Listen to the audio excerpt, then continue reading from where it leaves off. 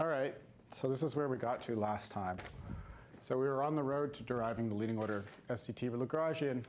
We said that there were some things that we had to deal with, in particular expanding it. And we started out as a first step getting rid of two of the components of the field that we said are not going to be ones that we project onto in the high energy limit.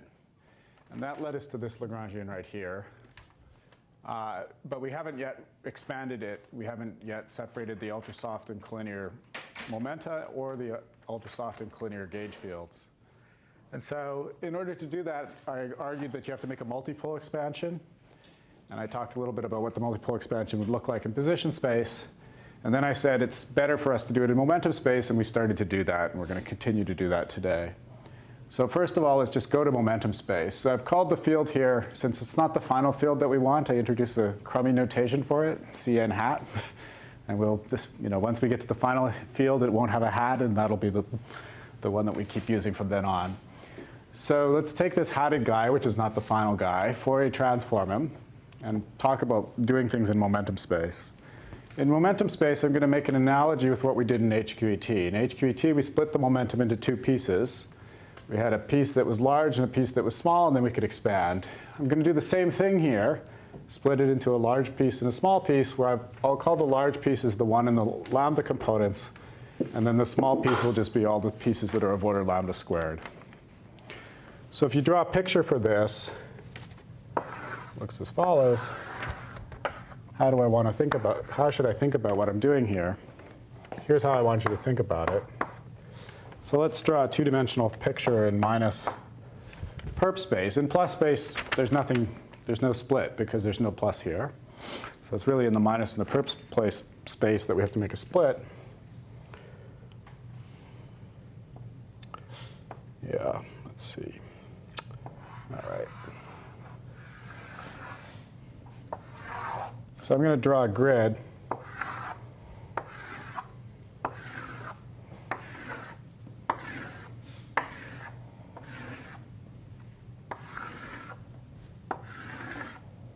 And the way I want to make this split precise is I'm going to think, OK, so I should have maybe made my axes in a different color to distinguish them from the grid. Let's make them orange.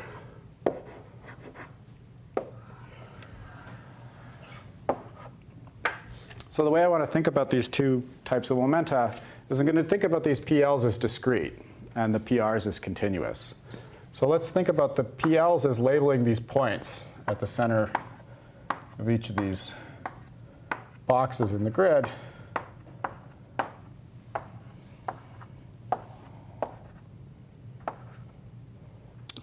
This one was supposed to be in the,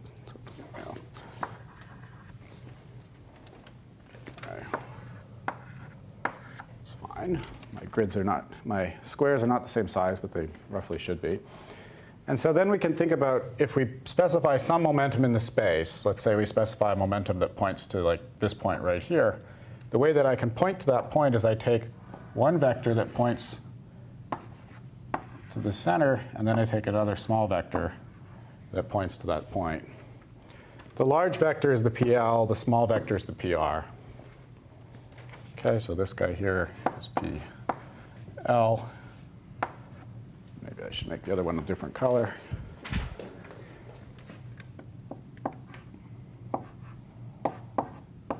PR. And so the way that we should think about this is in the following sense. We should think about the average spacing in between these grid points here as something that gets a power counting that makes it of order Q lambda. And the average spacing between grid points in this direction is something that makes it order 1. But if I ask about distances inside a box, if I ask about a distance like this one, that's of order lambda squared.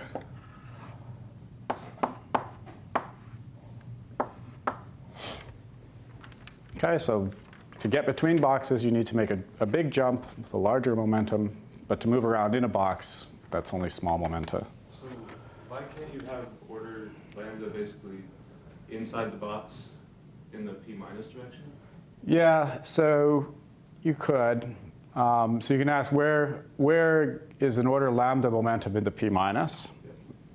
and it's in a netherland. So you can either think about it as being, either way, you can think about it as being part of this one or that one. It doesn't matter, because technically there's no, if I just talked about minus, I could, I'd only be interested in separating a 1 and a lambda squared. And whether I call this lambda squared or I call it lambda or I call it eta, let eta equal lambda squared, I'm only trying to separate two things.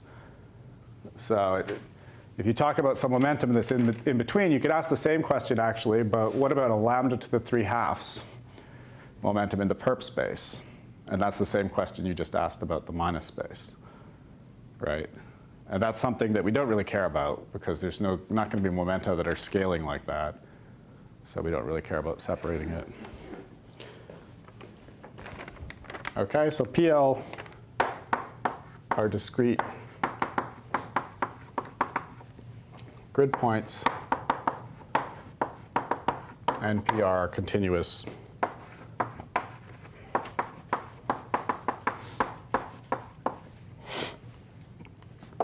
And this picture also makes clear that if you take any P, it uniquely is given by some PL and some PR. If I point at any place in this grid, you can tell me exactly which PL I should pick and then what PR I should pick.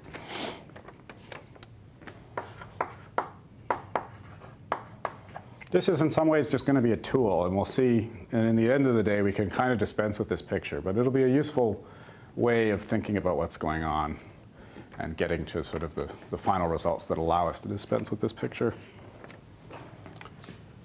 So what about integration? So if I integrate over all P, and P is collinear, what does that mean? So it corresponds to summing over all the grid points and then integrating over all the residuals. Except for one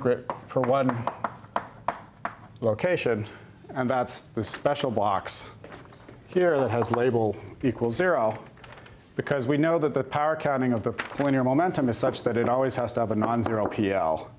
And so the one box where PL is equal to 0, 0, that particular box is not collinear, doesn't have a collinear momentum.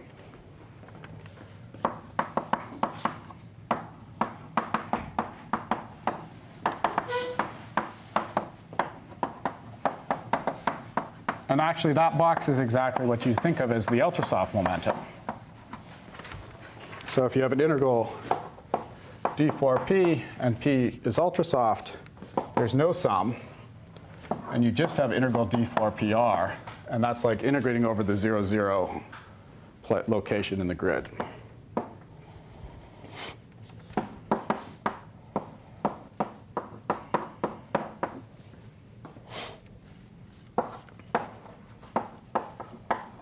Okay, so you can see that together we cover all possible places for an integration, and we actually don't do any double counting with this setup. What am I going to do with my fields? Well, because of this split into two different pieces, I'm going to say that my fields actually can be labeled by PL and carry PR also as a index or be a function of PR. So in order to make this explicit, we're going to write our Fourier transform guy with a label PL and an argument PR, like that. So the name label comes from the fact that we do this. And there'll be some analogies with why we called this a label in HQET. We'll see to what extent that analogy carries through in a minute. Another thing you should note from this grid picture is that you have separate momentum conservation in the label and the residual.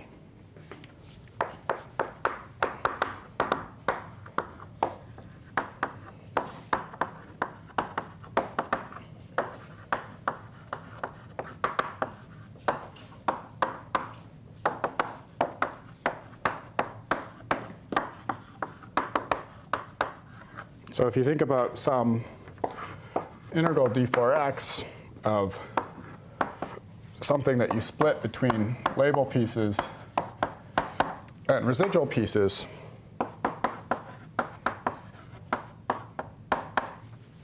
then the right way of thinking about this is that you have a discrete chronic of delta for the label, and then a continuous Dirac delta for the continuous variables. There's some 2 pi's.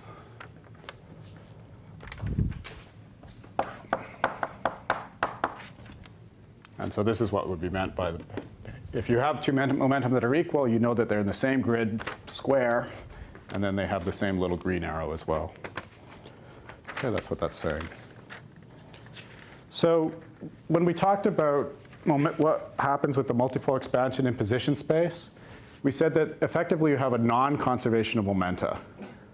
Okay, we had a field at 0, we worked through what that meant, and it meant basically that the momentum was conserved on the other line, but not on the one that you were doing the expansion on. The nice thing about this type of setup is that we have conservation of momenta, but we actually have 2 conservations of momenta. So we don't give up momentum conservation, it's just that we go over to a picture where we have 2 of them. So let me show you how that works. Let's say we have an ultrasoft particle, and it's hitting a collinear quark. The collinear quark, because it's collinear, carries 2 types of momentum. It carries a label P and a residual. But the ultrasoft guy only it's only residual. So let's just call that K residual. There's no label to that ultrasoft guy. So if I just look then what this guy's momentum is, it's P label for the large piece, because that is not affected by the ultrasoft guy, and then it's P residual plus K residual. Okay, so we have a conservation in the residual space, which is the standard one, and we have a conservation in the label space, but the ultrasoft particles just don't contribute to that. So we have 2 conservation laws.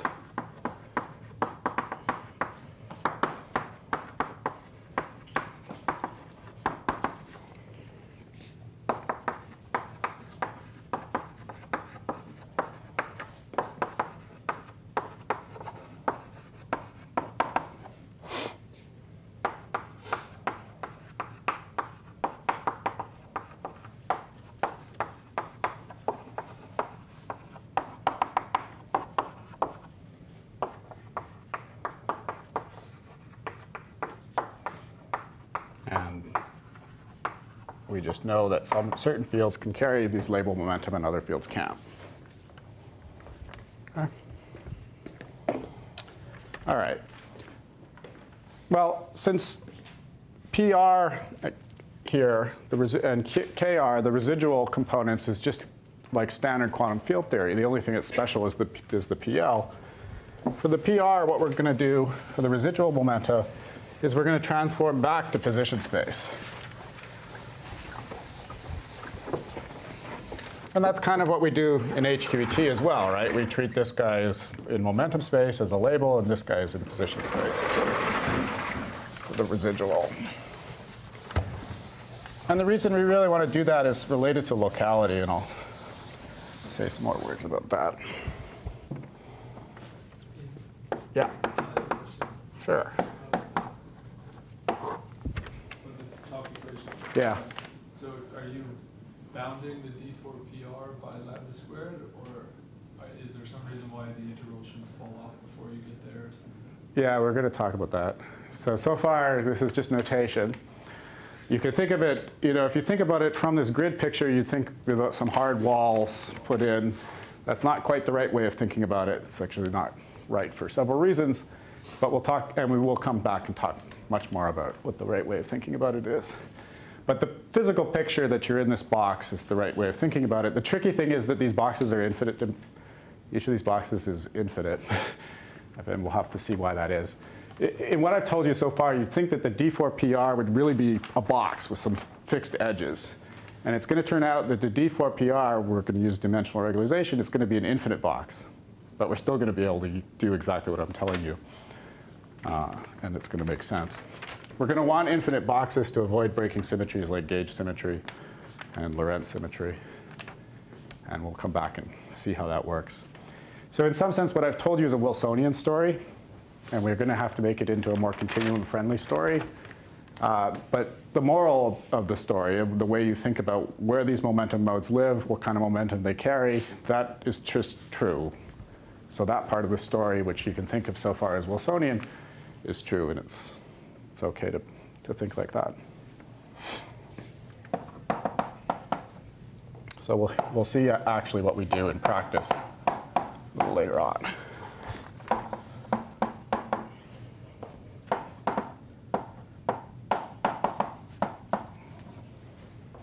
Where this will really come in is when we start wanting to think about doing loops, but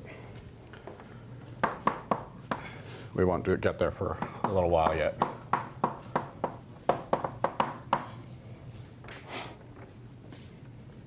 So the conservation law in the residual just corresponds to locality.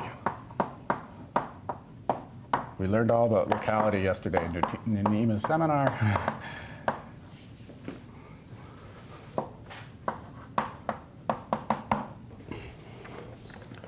And so we can make things local by just going back to the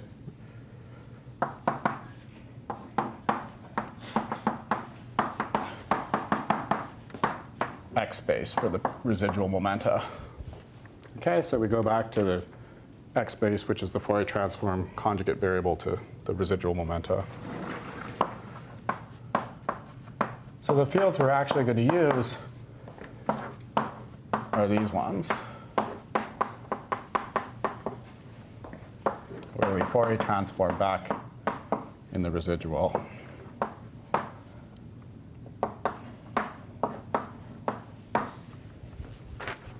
These guys here.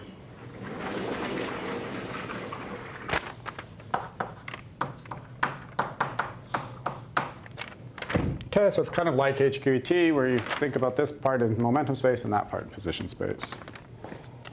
Okay, so if you talk about ultrasoft interactions, if you can see it from over there, they conserve the labels. So there's label conservation of a field for ultrasoft interactions. The label of the field here is the same as the label of the field there, so that ultrasoft guys do not change labels. So this is PL, this is PL, and if this is ultrasoft, it's still labeled by PL, and the thing that can change is the residual momentum, and that's now encoded in locality and saying these fields all sit at the same point x.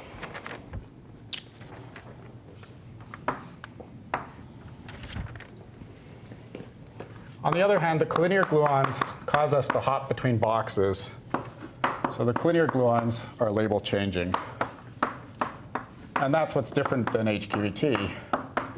In HQET, we don't really have interactions in the theory in the Lagrangian that do that, but here we do. So if we have a collinear gluon come in, the collinear gluon again carries both labels and residuals. If I just draw the labels, this is some QL coming in, and this will be PL plus QL. And so the label of the outgoing field is changed. There's one more label, and that's this N, right? We also label these guys by a direction. And that is unchanged also by the collinear interactions.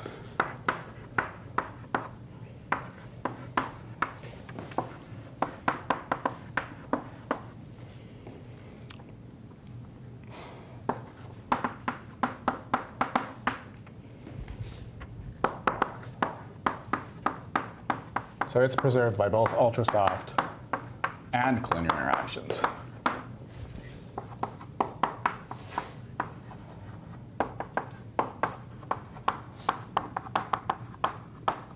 It can only be changed by hard interactions, where you would have some hard production that could produce, say, two guys in two different directions.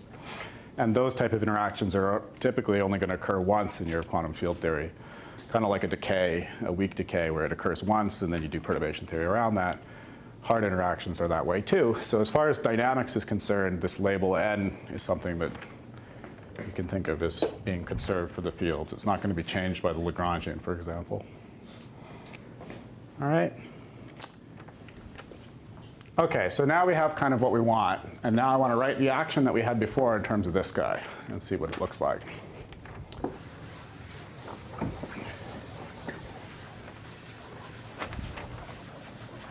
And that this split of these guys into a PL and PR or PL and X allows us to expand very easily in momenta. It's allowing us to do the multipole expansion. Because we have two things to talk about, and we just can compare them. So let's put the pieces together. So Cn hat of x is the Fourier transform, full Fourier transform of this Cn twiddle. And that can be split for a linear guy. We can split the measure, and we can split the phase, and we can write the field in this way. And then we decided that we wanted to use this field, and so that, I'm missing some 2 pi's here.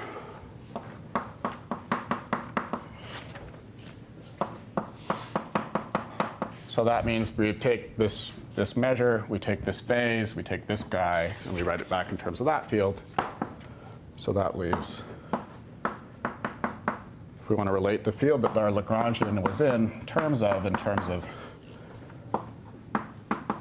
this field that I told you we're going to use, it's this equation. Okay. All right. A little bit more formalism. So we're going to actually want to have 2 different types of derivatives. Derivatives that can talk to the momentum conjugate to x, and derivatives that give this PL.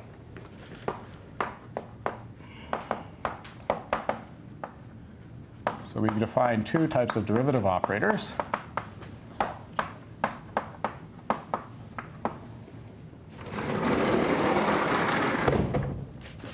One is just, if you like, a standard derivative in the x space of this guy, acts only on that coordinate. And that derivative scales like lambda squared. So that's residual. Talking to residual momenta.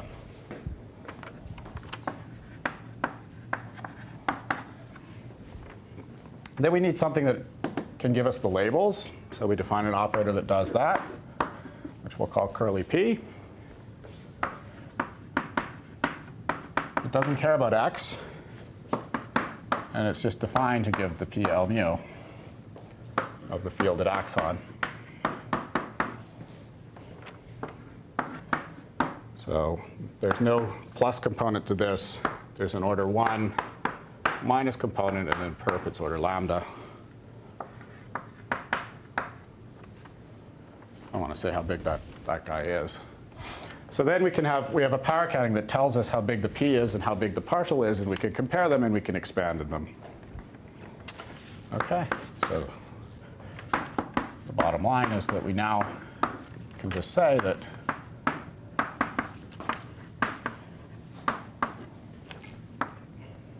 we have a comparison, like we had a comparison for the gauge field, we have a comparison for derivatives.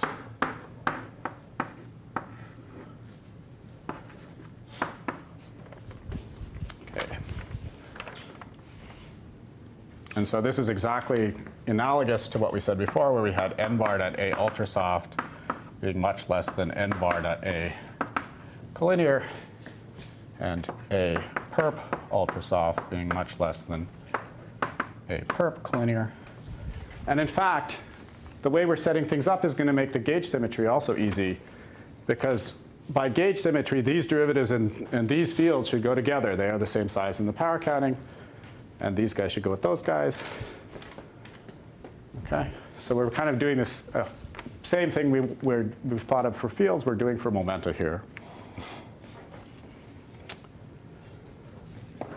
So when we talk about gauge symmetry, this will make Gauge symmetry easier.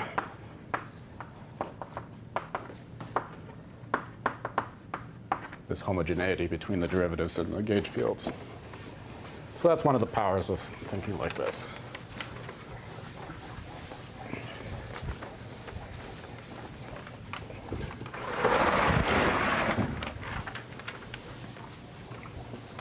Okay, so let's see that this notation is actually kind of friendly.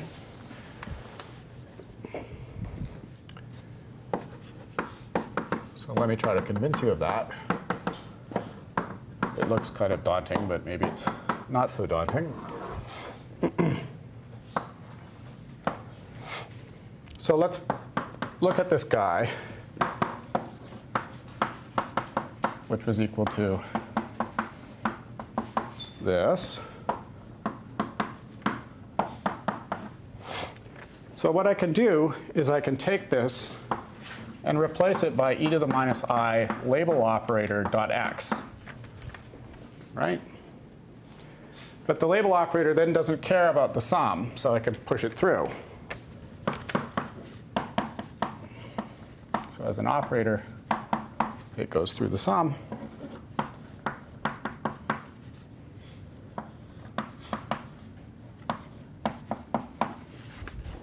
I have that.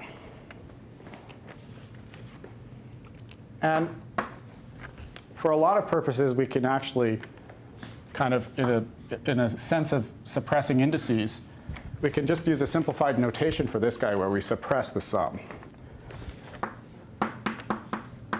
So we were thinking about this as a discrete sum. And we can always write out that sum if we get confused. But we could also adopt a notation where we suppress the sum. And for many manipulations, just like you might suppress some indices in a quantum field theory, that's perfectly fine.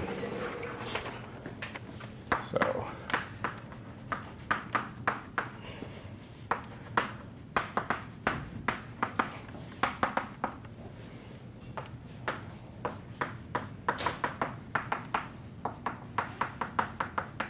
and having this label operator makes it easy to do that.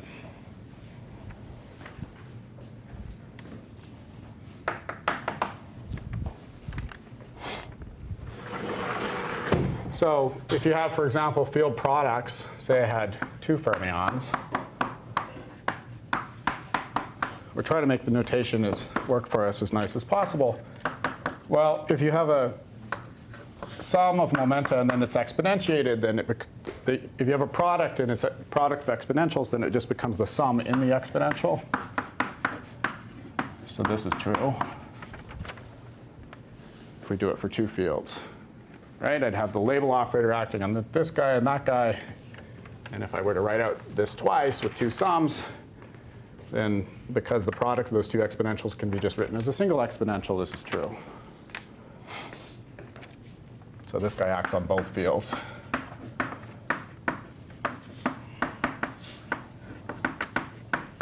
So in this sense, the notation is friendly. And what this phase factor here is really doing for you, if you think about it on a whole product of fields, it's just when you Fourier transform giving the label conservation. Okay, so there's going to be this kind of overall e to the minus I p dot x, and it's just sitting there to conserve momenta in the label space.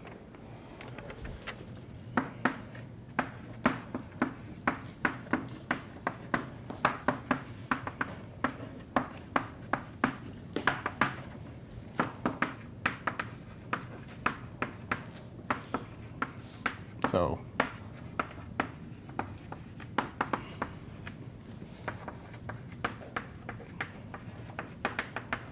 that's its purpose.